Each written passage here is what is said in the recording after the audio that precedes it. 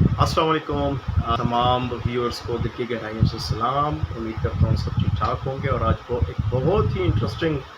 اور ایک سمجھتا ہوں کہ کافی کمپلیکیٹڈ ایک ڈیزیز کے حوالے سے انشاءاللہ بات کریں گے, جس کا نام ہے کوکسیڈیوسس. اردو میں اس کو خونی پیچش کا بھی جو ہے نام دیا جاتا ہے. اور یہ دنیا کے مختلف اینیملز میں جو یہ بیماری پائی جاتی ہے, لیکن چونکہ یہاں پہ ٹارگٹ ہمارا جو ہے یہ ریبٹ ہے کہ ریبٹ میں یہ بیماری کیوں آتی ہے اور اس کی علامات کیا ہیں, اس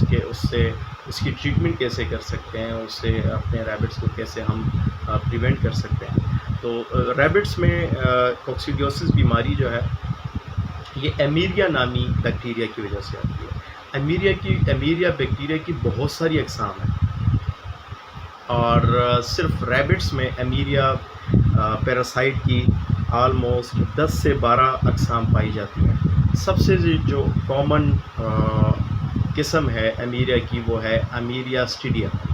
ایمیریا اسٹیڈیا سب سے زیادہ کامنلی پائی جاتی ہے یہ پیراسائٹ جو ہے. اور یہ جو بھی سسپیکٹڈ ریبٹس ہوتے ہیں, جو بھی انفیکٹڈ ریبٹس ہوتے ہیں, ان سے یہ بیماری بڑے آسانی سے یورین کے ذریعے اور منگلیوں کے ذریعے, جو ریبٹ کے باقیات ہیں اس کے ذریعے یہ بیماری ایک ریبٹ سے دوسرے ریبٹ میں منتقل ہوتی ہے. یا جب آپ نے اگر ریبٹس کالونی سسٹم میں رکھے ہوئے ہیں تو یہ آسانی سے ایک ریبٹ سے دوسرے ریبٹ میں یہ بیماری جو ہے یہ منتقل ہو جاتی ہے. اور یہ بیماری عمومی طور سے صرف اور صرف میں نہیں کہوں گا, لیکن 90 یا 95% یہ بیماری جو ہے یہ بنیز کو اس ایج میں جب کہ بچوں کو آپ ماداؤں سے الگ کرتے ہیں, سیلف پہ آتے ہیں, اور اس کے بعد وہ ٹوٹلی ماداؤں سے یا بہن بھائیوں سے ایک الگ لائف گزارتے ہیں ریبٹ. ایسے لیول پہ مطلب کہ اگر فگرز میں بات بتاؤں تو 2 مہینوں سے لے کر تو 5 مہینوں تک کے بچے اس کے سب سے زیادہ سسپیکٹڈ ایج ہوتی ہے. سب سے زیادہ اسی ایج میں یہ کوکسیڈیوسس بیماری جو ہے یہ سامنے آتی ہے. بریڈرز میں بھی یہ بیماری آ سکتی ہے, لیکن یہ نہ ہونے کے برابر ہے. مطلب کہ اس میں اگر آپ کہہ سکتے ہیں کہ 1000-2000 میں سے شاید یا 3000 میں سے شاید کوئی ایک آدھ ریبٹ ہو جو کہ اس کا سسپیکٹڈ ہو, یا اسی بیماری کے ذریعے جو ہے اس کی موٹیلیٹی ہو. اچھا, ہم بات کرتے ہیں کہ کوکسیڈیوسس کی ریبٹس میں بیسیکلی 2 اقسام ہوتی ہیں, ایک انٹسٹائنل اور سیکنڈ نمبر ہیپیٹک. سب سے پہلے ہم انٹسٹائنل کی بات کرتے ہیں. تو انٹسٹائنز میں یہ طفیلی جراثیم جو ہے بہت زیادہ بگاڑ پیدا کرتا ہے, اور ریبٹ کو اس سے شدید قسم کا ڈائریا لاحق ہوتا ہے, اور یہ ڈارک گرین کلر کا جو ہے سٹول ریبٹ جو ہے وہ ریلیز کرے گا. اور اس کی سب سے بڑی علامات جو ہے اس میں ریبٹ کے وزن کا بہت زیادہ کم ہو جانا, اس لیول تک کم ہو جانا کہ ویننگ سٹیج میں بھی بجائے اس کے کہ وہ اس کا وزن ڈے بائی ڈے جو ہے 30-40 یا 20 یا 15 یا 10 گرام جو ہے وہ زیادہ ہوتا جائے, الٹا اس کا وزن جو ہے وہ ریڈیوس ہوگا. سیکنڈ, ریبٹ جو ہے یہ لیتھارجک ہو جائے گا, مطلب کہ یہ زیادہ سے زیادہ اس کی ایکٹیویٹیز جو ہے وہ لمیٹڈ ہو جائیں گی. کیج کے کسی کونے میں کسی ایک حصے میں جو ہے جا کے آرام سے جو ہے وہ بیٹھا رہے گا. اور بیٹھنے کے انداز سے بھی آپ کو پتہ چلے گا, جب بھی ریبٹ جو ہے وہ راؤنڈ شیپ میں مسلسل زیادہ ٹائم کے لیے جو ہے مسلسل بیٹھا رہے تو آپ کے لیے یہ ایک انڈیکیشن ہے کہ there is something wrong with rabbit. آپ کو چاہیے کہ آپ اس ریبٹ کو تسلی سے پھر چیک کریں. لیکن یہاں پہ زیر بحث جو ہے وہ کوکسیڈیوسس ہے. تو کوکسیڈیوسس میں جو ہے یہ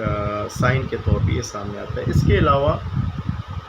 ریبٹ ڈیڈلی لیول تک, انتہائی کم لیول تک جو ہے وہ کھانا پینا کرتے ہیں, مطلب کہ بہت زیادہ وہ کھانا پینا ریڈیوس کر دیتے ہیں. پانی پینا بھی جو ہے بہت زیادہ کم کر دیں گے, جس سے جو ہے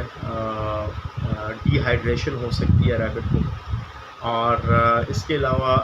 چونکہ بہت زیادہ کم خوراک جو ہے ریبٹ کنزیوم کرتا ہے، جس کی وجہ سے اس کی امیونٹی جو ہے وہ مزید جو ہے ڈیڈلی لیول تک جو ہے یہ گر جاتی ہے۔ اور اب بات کرتے ہیں ہیپیٹک کوکسیڈیوسس کی۔ ہیپیٹک کوکسیڈیوسس بھی سیم ایمیریا نامی بیکٹیریا ہی کی وجہ سے ہوتا ہے، لیکن اس میں بیکٹیریا جو ہے وہ لیور پہ اٹیک کرتا ہے، لیور کے فنکشن کو جو ہے وہ ڈسٹرب کرتا ہے۔ اس میں ہو سکتا ہے کہ ریبٹ کو کوئی کسی قسم کا ڈائریا سامنے نہ آئے، اور اس میں سائن سمٹمز آنے تک جو ہے کافی دیر ہو چکی ہوتی ہے، اور یہ عمومی طور پہ تب ہی اس کے سائن سمٹمز سامنے آتے ہیں جب کہ مرض کا بالکل آخری سٹیج ہو، جب کہ ریبٹ بالکل اس کی امیونٹی جو ہے وہ بالکل ڈیڈلی لیول تک کم ہو جاتی ہے، اور پھر جب پوسٹ مارٹم کرتے ہیں، اور انشاءاللہ موقع ملا تو اسی ویڈیو میں آج ہی میں بتا دوں کہ جب بھی مجھے موقع ملا اور جب بھی کوئی سسپیکٹڈ ریبٹ ہوا تو انشاءاللہ اس کا میں پوسٹ مارٹم کر کے تو انشاءاللہ تفصیل سے وہ ساری چیزیں میں دکھانے کی کوشش کروں گا۔ ابھی صرف یہ وربل ہم جو ہے ڈسکس کر رہے ہیں۔ اچھا، ہیپیٹک کوکسیڈیوسس میں علامات کے طور پہ کافی علامات اس سے جو ہے جڑی ہوئی ہیں۔ نمبر 1، اس میں ریبٹ جو ہے بہت زیادہ اپنا وزن ریڈیوس کرے گا، وزن اس کا کم ہو جائے گا، ٹھیک ہے۔ سیکنڈ نمبر، لیکن یہ آپ نے یاد رکھنا ہے کہ جو فیڈ آپ دے رہے ہیں یہ آپ انشور کروائیں کہ بھئی اس میں ریکوائرڈ نیوٹریشنز اویلیبل ہوں۔ سم ٹائم یہ ہوتا ہے کہ اگر آپ کم پروٹین والی خوراک ریبٹ کو دیتے ہیں، اس سے بھی ریبٹ جو ہے بہت زیادہ اپنا وزن جو ہے وہ ریڈیوس کر لیتا ہے، تو اٹ ڈزنٹ مین کہ بھئی وہ کوکسیڈیوسس سے جو ہے انفیکٹڈ ہے۔ تو بہرحال آپ نے یہ انشور کروانا ہے کہ جو فیڈ آپ ان کو دے رہے ہیں، جو سورس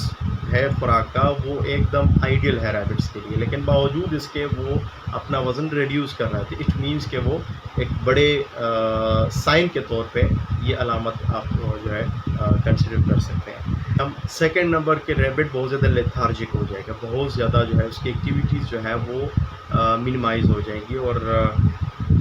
بہت ہی کم کھائے گا پیے گا، اتنا کہ ریبٹ ڈے بائی ڈے جو ہے وہ ڈینجر زون کی طرف جو ہے وہ بڑھتا جائے گا۔ اچھا، اس میں بھی جو ہے سائن کے طور پہ ریبٹ کی جو فر کوٹ ہے وہ بہت زیادہ جو ہے بدصورت ہو جائے گی، بدنما ہو جائے گی۔ اس میں بھی ریبٹ فر کوٹ جو ہے یہ رف ہوگی، ٹھیک ہے، گنگریالے سے ہوں گے، ٹھیک ہے، اور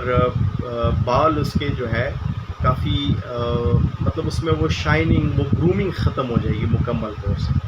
تو یہ بھی ایک سائن کے طور پہ آپ لے سکتے ہیں۔ اچھا، ہم ٹریٹمنٹ کی طرف آ جائیں تو کوکسیڈیوسس بے شک ہیپیٹک ہو یا انٹسٹائنل ہو، دونوں میں سب سے زیادہ پاکستان میں جو افیکٹولی میڈیسن کام کرتی ہے تو دس از سلفاکونگزلین۔ سلفاکونگزلین فارمولا ہے، اور یہ پاکستان میں ہلٹن کمپنی کا ایک پروڈکٹ ہے، ڈارویسل کے نام سے۔ ڈارویسل کے نام سے یہ اس برانڈ کے ساتھ ان کی یہ میڈیسن آتی ہے، اور اچھا رزلٹ انشاءاللہ آپ کو دے گی۔ اس کو آپ ٹریٹمنٹ کے لیے بھی استعمال کر سکتے ہیں اور پریونشن کے لیے بھی استعمال کر سکتے ہیں۔ سب سے پہلے ہم ٹریٹمنٹ کی بات کریں تو ٹریٹمنٹ میں آپ 2 طریقوں سے، اگر تو بہت زیادہ سیویئر کنڈیشن ہے تو بہتر ہے کہ آپ 6 دنوں تک مسلسل آپ سلفاکونگزلین کا استعمال کریں، اور اگر تو بہت زیادہ سیویئر کنڈیشن نہیں ہے تو آپ ٹریٹمنٹ میں 3 دن مسلسل سلفاکونگزلین کا استعمال کریں، پھر 2 دن سمپل پانی دیں، سادہ پانی دیں، پھر اس کے بعد مزید 3 دن جو ہے آپ سلفاکونگزلین کا استعمال کریں پانی میں۔ اور اگر اس کے بعد بھی آپ کو مزید سائن سمٹم میں آپ کو لگتا ہے کہ ابھی تک ان کی بہتر طریقے سے ریکوری شو نہیں ہو رہی، تو بہتر ہے کہ آپ اس کے بعد 2 دن کا وقفہ رکھ کے پھر سے دوبارہ 3 دن مسلسل سلفاکونگزلین کا استعمال پانی کے ذریعے آپ ریبٹس کو دیں۔ اچھا، ہم اگر پریونشن کی بات کریں تو پریونشن میں ایک بڑا رول پلے کرتا ہے آپ کی مینجمنٹ، کہ آپ کی مینجمنٹ ایسی ہو کہ ریبٹ کو ایک زیادہ سے زیادہ وینٹیلیٹڈ اور زیادہ سے زیادہ کلین انوائرمنٹ ملے۔ جو ہمارے کیجز پاکستان میں چونکہ یہ سٹوریز والے کیجز بہت زیادہ پاپولر ہیں، یہاں پہ بہت زیادہ چلتے ہیں، ان میں سب سے زیادہ مسئلہ اگر کوئی ہے تو وہ یہ کہ جو ریبٹ کا فلور ہوتا ہے تو ریبٹ کے فلور سے جسٹ 2 سے 3 انچ نیچے جو ہے ٹرے لگا ہوتا ہے، اور اتنے قریب اگر کوئی ٹرے پڑا ہوا ہے اور اس میں بہت زیادہ ایک دن کا گند اس میں جمع ہو چکا ہے، اور اگر آپ صفائی نہیں کرتے تو یہ مختلف قسم کے پرابلمس کو جو ہے یہ لیڈ کر سکتی ہے۔ تو آپ نے اگر ٹرے سسٹم ہے تو بہتر ہے کہ آپ صبح اور شام 2 دفعہ آپ صفائی کا خیال رکھیں۔ کیج کو کوشش کریں کہ ڈرائی رکھیں، کہ بلا وجہ آپ کا کیج جو ہے وہ ویٹ نہ ہو، اس میں مطلب کوئی پانی کھڑا نہ ہو۔ ہر وقت ہوتا ہے نا، بعض ادھر ادھر برتن رکھے ہوتے ہیں تو وہ اکثر انڈیل لیتے ہیں، پھر مطلب نمی کی مقدار بھی اس سے بڑھ جاتی ہے، اور سم ٹائم ایسا ہوتا ہے کہ کیج کے اندر چارہ پڑے رہتا ہے، اور اس کے اوپر ریبٹ جو ہے وہ منگلیاں کر لیتا ہے، اس کے اوپر یورین کر لیتا ہے، اور اسی کے اوپر ریبٹ بیٹھا بھی رہتا ہے، سم ٹائم اسی اپنے منگلیوں کو جو ہے وہ دوبارہ بھی انٹیک کر لیتا ہے۔ تو اس طرح کا اگر کوئی پولوٹیڈ انوائرمنٹ ہے، زیادہ ہائیجین سسٹم نہیں ہے، تو وہاں پہ اس طرح کے مسائل اسپیشلی اسٹریسفل اس انوائرمنٹ میں وینر جو ریبٹس ہوتے ہیں تو ان میں کوکسیڈیوسس ڈیولپ ہونے کے چانسز ہوتے ہیں۔ تو سب سے پہلی بات کہ اپنے جتنے بھی آپ کا انوائرمنٹ ہے ریبٹس کے لیے کہ وہ کلین ہو، صاف ہو، وہ جتنا آپ اس کو صاف رکھیں گے اس بیماری کے چانسز جو ہے وہ کم سے کم۔ سیکنڈ نمبر پریونشن میں ہم اسی جو سلفاکونازولین ہے اسی کو ہم نے استعمال کرنا ہے۔ سلفاکونازولین کو آپ جیسے ہی ماداؤں سے آپ بچوں کو الگ کر لیتے ہیں تو آپ کو چاہیے کہ ایسے ریبٹس کو ہر مہینے ایٹ لیسٹ 3 دن پانی میں سلفاکونازولین ملا کر دیں، لیکن صرف اور صرف جو آپ کے ٹارگیٹڈ ریبٹس ہیں، جو وینر ریبٹس ہیں، جن کو پہلے آپ نے کورس نہیں کروایا، صرف ان کی میں بات کر رہا ہوں۔ بلا وجہ آپ نے کسی بھی میڈیسن کا آپ نے استعمال نہیں کرنا، ورنہ تو وہ اور مزید پرابلم جو ہے وہ اس کی طرف لیڈ کرے گی۔ تو ہر مہینے جو وینر ریبٹس ہوتے ہیں آپ کو چاہیے کہ ان کو ٹارگیسول لازمی آپ 3 دن استعمال کروائیں، جہاں پہ اسپیشلی اگر کوئی بہت زیادہ اسٹریسفل ایک انوائرمنٹ ہو وہاں پہ یہ لازم آپ استعمال کریں، اس سے آپ کے ریبٹ جو ہے اس فیٹل ڈیزیز سے جو ہے وہ بچے رہیں گے۔ اچھا، ایک سوال آیا تھا میرے پاس کہ آیا ایمیریا نامی یہ بیکٹیریا یہ انسان کے لیے مہلک ہے یا نہیں؟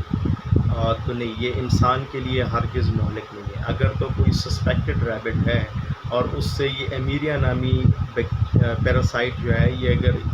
آپ کے ہاتھوں پہ لگتی ہے یا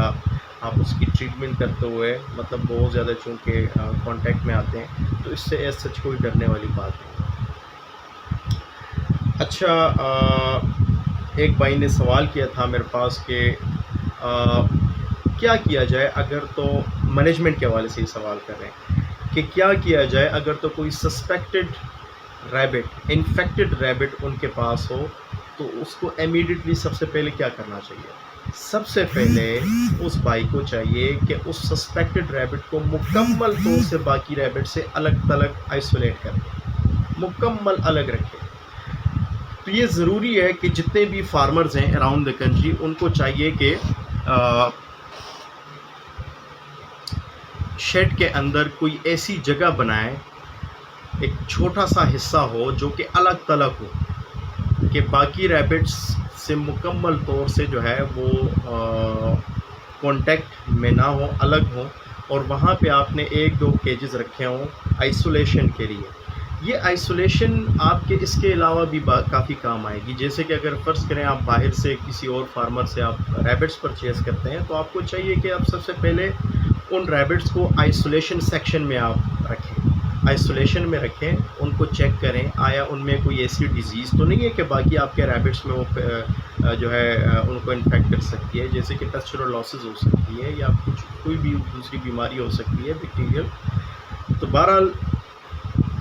یہ آئسولیشن سیکشن جو ہے یہ لازمی، اگر آپ بڑے اسکیل پہ کام کر رہے ہیں تو آپ کو چاہیے کہ یہ آئسولیشن سیکشن جو ہے یہ لازمی آپ اپنے فارم پہ جو ہے بنائیں، اور یہ آپ کے بہت زیادہ